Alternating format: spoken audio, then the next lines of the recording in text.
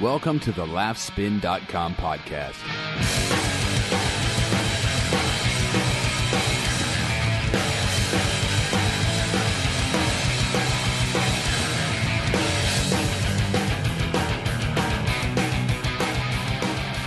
Hello and welcome to yet another episode of the Laughspin podcast. My name is Dylan Gadino and I'm the founder and editor of Laughspin.com, a place online where you hopefully go for all of your comedy news. And in addition to news, I hope it's where you go to check out our exclusive interviews and videos and audio and all sorts of good stuff having to do with the world of comedy. I should also let you know that the Laughspin podcast is part of the All Things Comedy Network, which means if you go to allthingscomedy.com, you will find podcasts hosted by the likes of Bill Burr, Al Madrigal of The Daily Show, Ari Shaffir, Tom Papa, Tom Rhodes, Eddie Pepitone, and many others. The list goes on, so you should check that out. What we usually do on the Laughspin podcast, in fact, we do it every week. Myself and co-host Mike deliver a bunch of outstanding news, basically ripped from the headlines of Laughspin.com, everything about the world of comedy. We listen to fun audio clips from new releases of comedians, from cool comedian appearances on the television, or what have you. But some weeks, we unleash a special episode. And this episode, the very one to which you're listening to now, is a special one because we have a great guest. His name is Brian Regan, and he's one of the best comedians of our time. It's a fact. Ask any true comedy nerd, ask any famous comedian, ask them. Say, hey, famous comedian, can you name some of the best comics working today? And that famous comedian, I guarantee you, will mention Brian Regan. So, who is Brian Regan? If you're listening to this podcast, chances are you know who Brian Regan is. For those of you who, for whatever reason, may not be familiar with Brian, I'll tell you a little bit about him. He's been performing for well over 20 years, but he really started making a name for himself after the release of his first album, which came in 1997, simply titled Brian Regan Live. If you do not have that album, by all means, go and download it now, immediately. You will not be disappointed. It's sort of become one of the most beloved contemporary comedy albums. After that, he went on to self-release his DVD, I Walked on the Moon, in 2004. He followed that up with two Comedy Century specials. One was called Standing Up in 2007, and the other one in 2008 was called The Epitome of Hyperbole, or The Epitome of Hyperbole, if you want to say it with Regan's joke in mind. And in 2011, he self-released his album All By Myself, which you can snag through brianregan.com. And by the way, that's the same place you could check out his current tour dates, of which there are many. And speaking of tour dates, he's really one of a very small handful of comedians who can consistently sell out theaters across the nation. And he's the only one, as far as I can tell, who does it without a single acting credit to his name. He's never been in a television series or a movie that kind of helped him gain the attention of the masses. Thousands of people go to see him every year because of what he does on stage and what he does on stage alone. It's an impressive thing, and he's an impressive dude and a really super cool guy as well. So I chatted with him backstage somewhat recently at the Bergen County Performing Arts Center in Englewood, New Jersey, and we talked a bit about his current tour. We also talked about his career trajectory, where he sees himself going in the next few years. We talked about his kids. We talked about some hell gigs he's had, about how he deals with hecklers, and much, much more. So without further ado, here's my interview with the mighty Brian Regan. Enjoy. Well, thanks, Brian. I appreciate you Thank you. Taking the time to talk to me. Thank you. I've always appreciated your support over the years. Aw. It always means a lot to me. Seriously. Thank you. Thank you. I appreciate that. Yeah, no sweat. We all just appreciation. There's a lot of appreciation in this room. Let me set the stage. We are where are we? We're in Bergen County, New Jersey. This is minutes after your first show of the night. Uh-huh. So first of all, thank you for taking the time. I know you could probably be relaxing or do, what do you usually do between shows? Kids don't listen, right? I do a lot of cocaine. Okay. I do a lot of cocaine drugs. Yeah. Show you how much I know about about drugs. I do cocaine drugs. Yeah, I hear they're good. Yeah. That's one of my favorite drugs is cocaine drugs. No. Now, if there are kids listening, that was an off-the-wall joke. I don't do cocaine drugs. I do the exact opposite, not cocaine drugs. All right. Awkward start to your interview. Well, that's okay. That's okay. That's fine. Drug talk is good. I've been trying to do. I was never a big drug person, Brian. But now that I have 2 children. Mm-hmm. You have children yourself. Yes. I've been really thinking about not doing drugs, but trying to become a better drinker. Oh, that's a good goal. You know what I mean? Yeah. A better drinker. A better drinker. Like a person that knows somebody who can do it economically and effectively. I like when people they clearly have a problem with drinking. Yeah. But they don't realize to the degree and their solutions, they're not even close to the proper solution.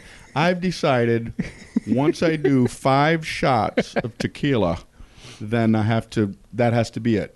I will, that's all I allow myself is a 6-pack of beer and 5 shots. And then that's it, for a weekday. Weekends, it's like a 12-pack and 8 shots. But then I know that's it. No more, Well, I mean, it's at least they set some sort of parameter. Sure. I guess that's better than just complete caution to the wind, right? But seriously, what would you be doing now? Well, this is a little unusual that we have 2 shows. It's usually a one-show deal. So I get here, I just kind of hang out. I have my little, you can see right here, my little paper with my rough ideas, and I just go over that. Little one-word tickler reminder kind of things, you know. I like to do that and hit the stage and just hopefully, try to hit a couple of things that might not work. And then afterwards, a lot of times we're out really quickly. Like this weekend, we're actually staying in Philadelphia. So, sometimes after shows, it's a real quick, hop on the bus thing and back to the hotel. Yeah. So, I mean, and I like that about your shows. I saw you in March when I was in Grand Rapids for the Gilda's Laugh Fest. So I saw that show and I saw this show, which really, as far as seeing a headlining comic, are really not too far apart. And unless my memory's really bad, the shows were pretty different. They were pretty different. Yeah, well, I appreciate that. I mean, sometimes if it's a charity thing, I might put a little bit more of a lot of older stuff mixed with newer stuff. Whereas if I'm just doing a show that I know is in front of people who know me, I try to do mostly the newer stuff. I like to do stuff from the last couple of years. That's the main body of my show. I might sneak and do a few older bits if I'm working on them or you need them as a transition or something. But here's my least favorite heckle in my life, in my career. I was on stage, and what I try to do is once something is on a CD or a DVD or something like that, then I try to move away from it. Yeah. You know what I mean? It's but you can't do it on a dime. Right. So I'm doing a show. I don't know where I was. I'm doing a show, and I had done about a half hour of stuff that I knew was not on anything. It wasn't on a CD or a DVD. Yeah. But then I thought, okay, I need an old bit to transition from one thing into the next. So I do the old bit, and a guy in the back yells, "Heard it!" Oh, God. Man, oh, man. Are we allowed to strangle people in this community? Can I strangle him and get off? I mean, geez, buddy. What do I got to do for you? How long was that? Was that somewhat recent? About a year ago. Wow. What a jerk. You can't please everybody. What an idiot. Yeah. And as a comic, I've talked to a few of you guys, you comics. As a comic, you will then fixate on that person for the rest of the show. Yeah. That's, and I'm not above that. I can, well, sometimes I can be above it, sometimes I can't. It used to be like in a comedy club or something like that. You can see more people up front, and the one person that's not smiling or laughing, that's the one you zone in. Right, of course. But I've learned, in these kind of venues here, if I see somebody with that kind of vibe, I just immediately go, look over on top. Just let this guy go. Right. Because I think I got to go for the majority, you know? Yeah. But yeah, it is a weird personality trait that we all have. And now, I mean, you've been doing this for a few years now, where you'll finish your main set and you'll come back and you'll do some older material. And I mean, it's very much like a musician, where you come out and you start talking, and then as soon as people, and it just happened a few minutes ago, as soon as people hear the first few words of a joke, you get a short applause break. It's kind of like, you know, when like when a band, you know, starts, I don't know, they strum the first few chords of a song and it doesn't hit right away, and then everybody starts going nuts. It's like you're bringing out songs.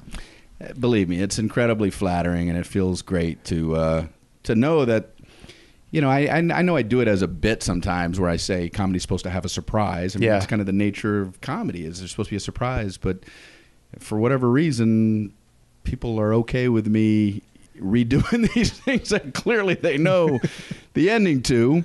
I scratch my head wondering why that's okay with them, but I'm all right with it, man. It's like, all right, I can do a little 5 to 10 minute encore. Yeah. These people have heard it before, but they're fine hearing it again. But I've tried to be careful to make that just at the very end and not the body of the show. If somebody shouts out in the main part of my show, as kindly as possible, I try to make it clear that I don't want to just like be a monkey boy up here, you know? Right. And that's captured in one of your hour specials, when I forgot which one it was now. But it was one of the Comedy Central ones, the about the sun. Yeah, that's right. In fact, you know, we tape 2 shows, and you take the best of, you know, whatever for the special. Sure. And I was sitting with the editor, and at that moment when I think it was like a kid like yells out, or a young guy or something like that yells out, I was just prepared to go, all right, we need to drop this and take the tape from the other show.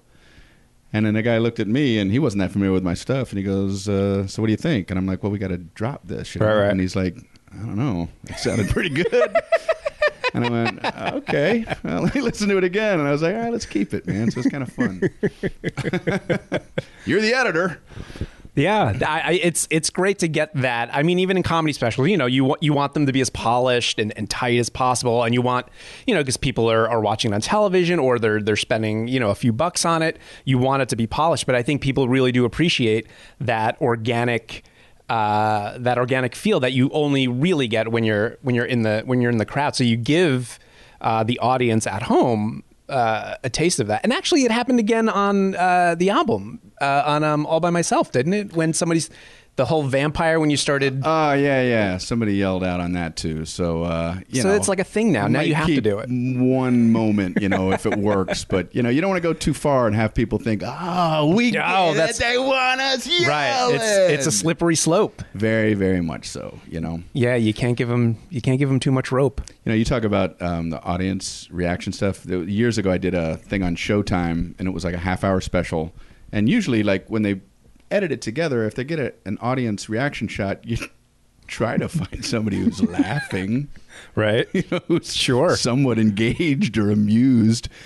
And I don't know why. I think it was the Showtime thing. They cut away, and it was just this woman just looking at me with this dumbfounded look, and her mouth was just like, it was like, what in the hell are you talking about?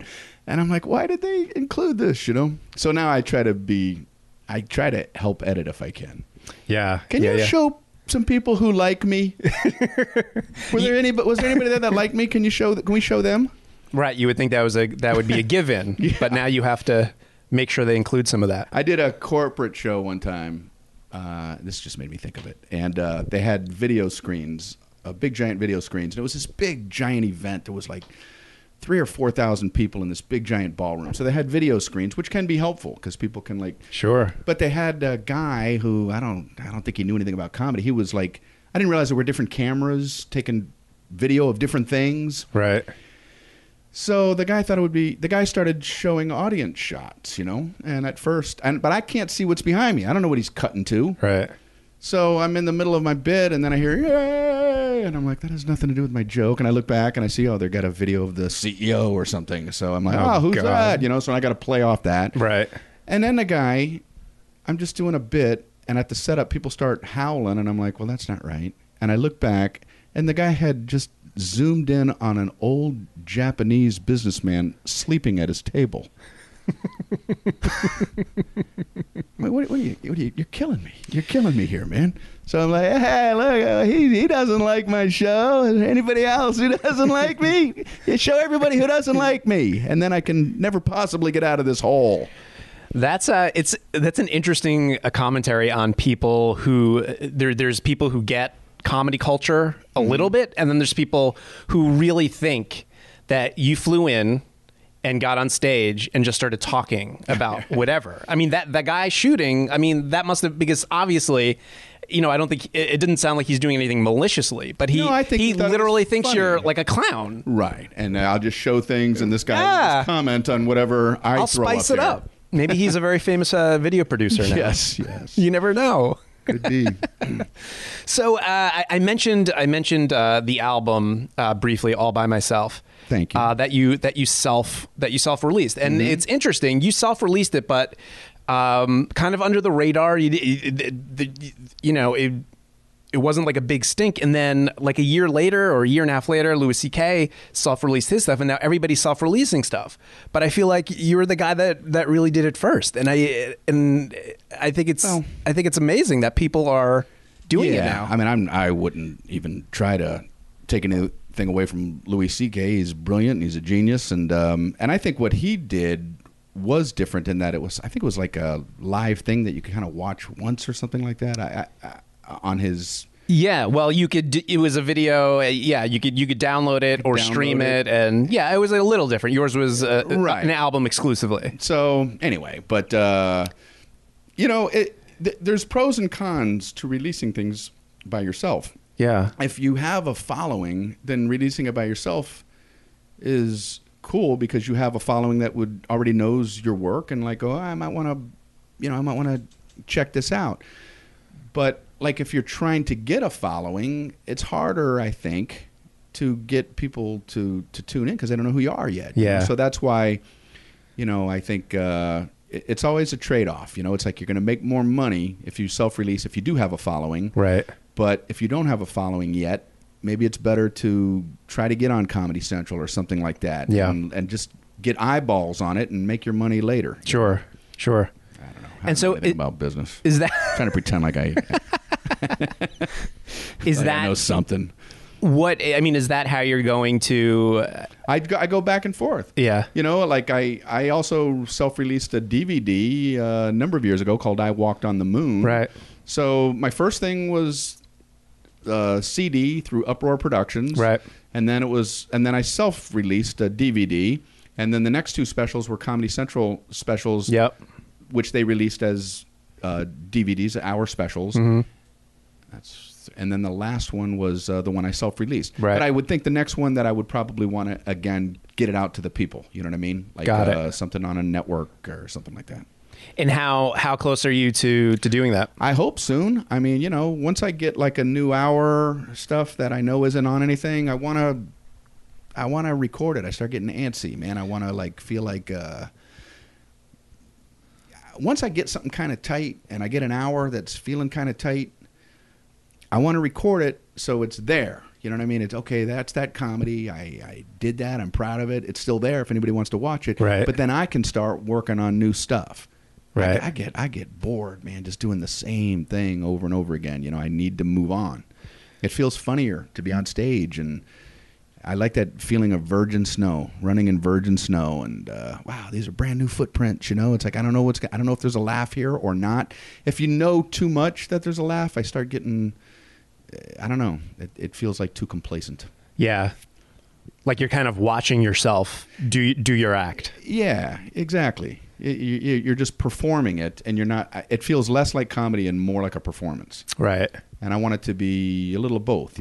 I like not knowing what's going to happen between the cracks and the bits, and go, all right, where am I going with this? Where am I going with that? And I like that scary feeling on stage, knowing where a laugh is. Yeah, and I think it's fun for the audience as well to see you experiment and to see you, if something falls flat a little bit, to see you work your way out of it. And a lot of times, from what I've noticed, sometimes, you working your way out, of a hole, if you even want to call it a hole, gets a really big laugh. Well, it's like we have the ultimate luxury of being comedians that, it's one of the few occupations where you can mess up and then just make fun of the fact that you messed up and then you're okay. You know what I mean? Right. And it's like, take advantage of that. Brain surgeons can't do that. I got the wrong side of his head. You believe that? The line's over here. I got the wrong side. Oh, well, you can't laugh your way out of certain other occupations. But I think, too, if you do too many foul balls, then the audience starts going, wait a second, what's going on with this guy? So I think they'll give you, a handful of foul balls, but then for the most part, you want to be giving them some pretty solid laughs. Yeah. You want some jokes. Yeah. Some tried and true jokes. A lot of bookending going on up there. Here's the new thing, and I put the strong thing in the front and the strong thing on the other side. That's right. So if people knew, they could go, we could go buy a soft drink. This is the thing in the middle between the good stuff. So that was good. Now we go get a sarsaparilla, and then he does something that we probably won't like. We come back with our cold sarsaparilla, and it's the end of the bookend. It's the other side of the bookend. Have you been doing a lot of shows in the wild, wild west? There's not a lot of comedians that do a saloon tour. I'm doing all the best comedy saloons out there. Rip Roaring Shoot 'em Up comedy this weekend with Brian Regan. Yeah, I like it. I would go to that. Sure, why not? 10-gallon hats for everybody. Can you a take luck 10-gallon hat? I performed years ago when I was out on the road, and it was my first time in Texas. Did a couple shows in Houston, then I did a show in College Station, and then the last show of the run was in Lubbock, Texas. Never been up there. Walked in the comedy club, and they had a sign, out front is like a bar area. Then they had a sign where you go into the showroom, and it said, please take off your hats, and it had a picture of like a cowboy hat. Please take off your hats, as a respect to the performers. I'm like, wow, they got to tell people to take off their cowboy hats. This is weird. So people coming in they were literally had 10-gallon hats. They would come in, oh, well, that sign says we should take these off during the show. So people behind us could see. Oh, is that why? Yeah. Oh, it was a logistical thing. I think it was that. Okay. So that's interesting. Yeah. 10-gallon hats. Take off your hats. I don't know if it was actually 10 gallons. I didn't grab a hat and a well, they probably would have measuring cup. They probably would have murdered you for touching their hats. Right. And then they're savages in Texas. This interview wouldn't be happening. Whatever happened to Brian Regan? Oh, he took a hat off a cowboy. Say no more. Yeah, he took a hat off a cowboy in Lubbock, Texas. So he doesn't perform anymore. No one knows where he is now. So you're touring. You just announced. We put it on the site on Laughspin.com. So if you're listening to this and you want to know, you're in the middle of your first leg of this tour. Is that accurate? Or is this it's a never ending. It's just never ending, Brian. Tour.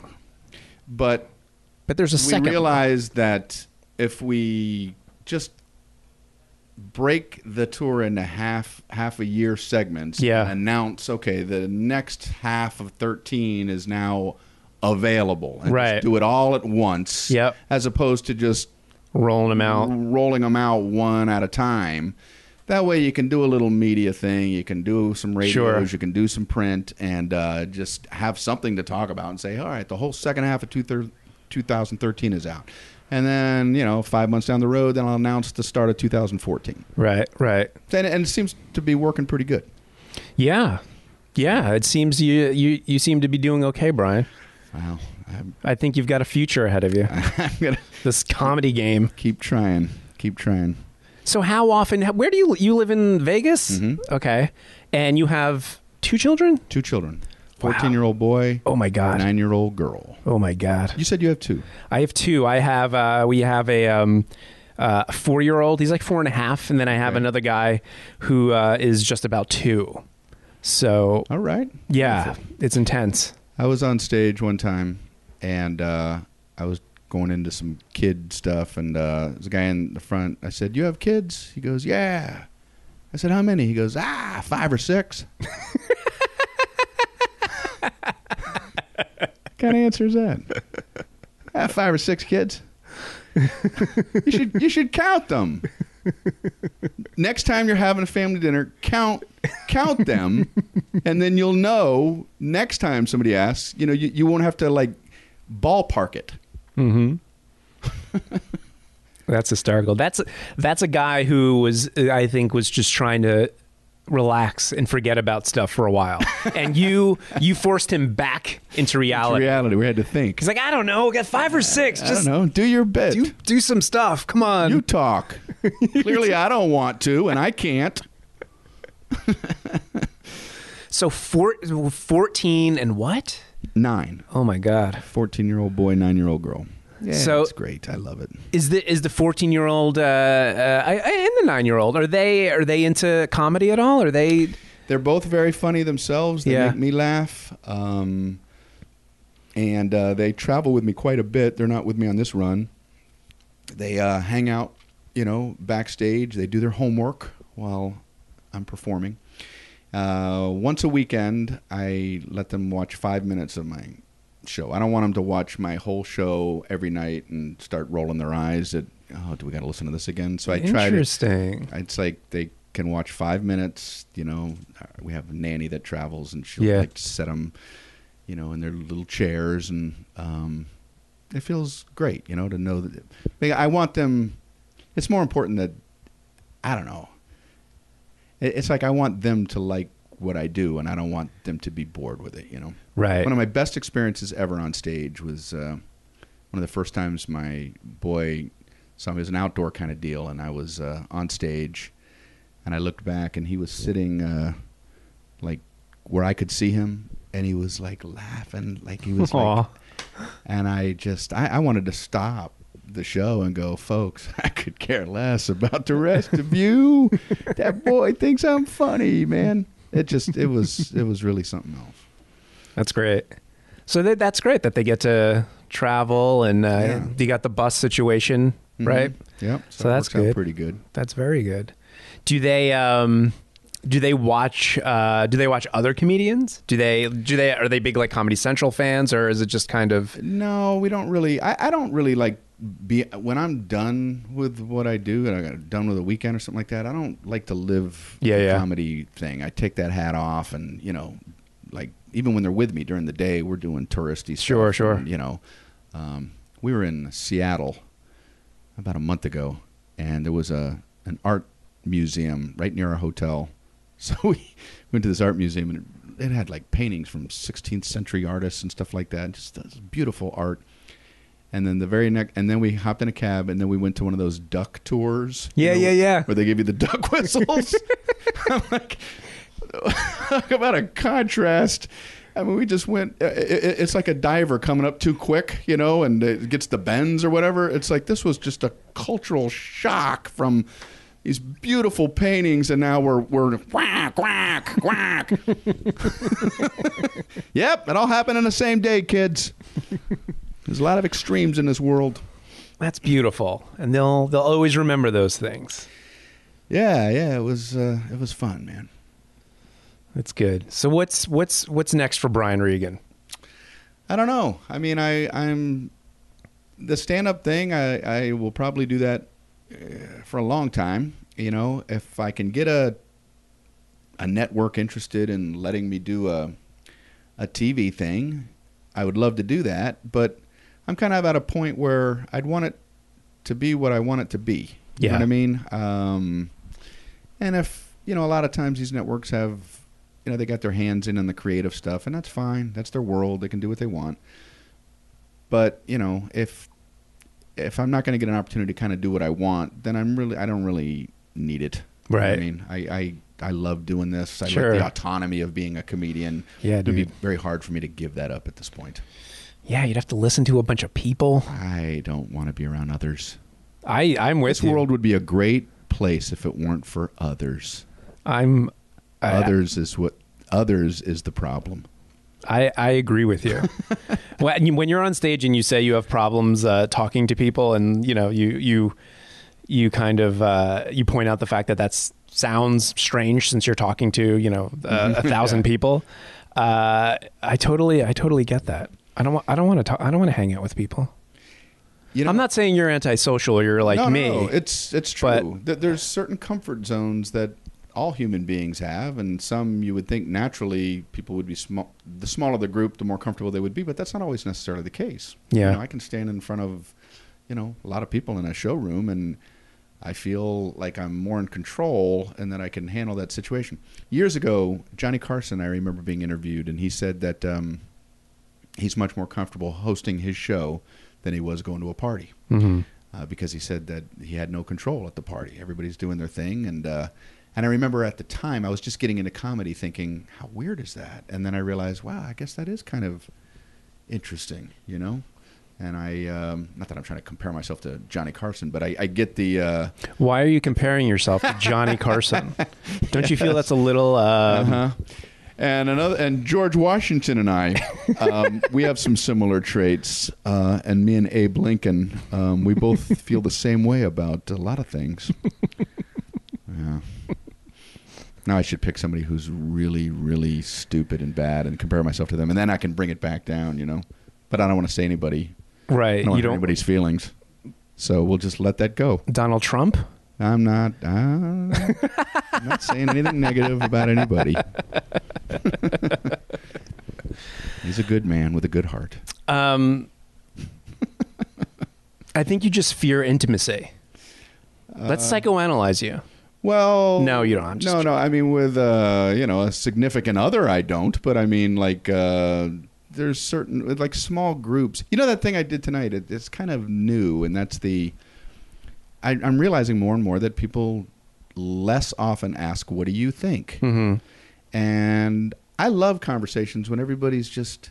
I like to talk about politics. I like to talk about religion. I like to talk about very controversial things, but only around people who kind of have the same vibe, like, we're all just trying to figure this out. Right. What do you think? What do you think? Really? You believe in God? You don't? Tell me why you do or why you don't. Right. But when somebody's not interested in hearing what you have to say, then it's like, well, this isn't fun. Yeah. So I tend to gravitate away from people who don't throw the "what do you think" into their conversation. Sure. I think that's normal. There's a lot of people like that, man. A lot of people are, me, my thoughts. Those are my thoughts. Now you leave. What was this all about? Why are we all together? To listen to you? So. Yeah. It's fun to be able to do something like that on stage and go, other people feel this way. It's a very comforting feeling. It's like therapy, but with 1,000 people. Yeah, I mean that's the draw. That's why I'm obsessed with comedy. That's why I still pursue new stand-up comedians. That's why I go to. I like listening to comedians because they make me feel like a human being, like less of a piece of shit. Depending on the comic, you get a different vibe. Right.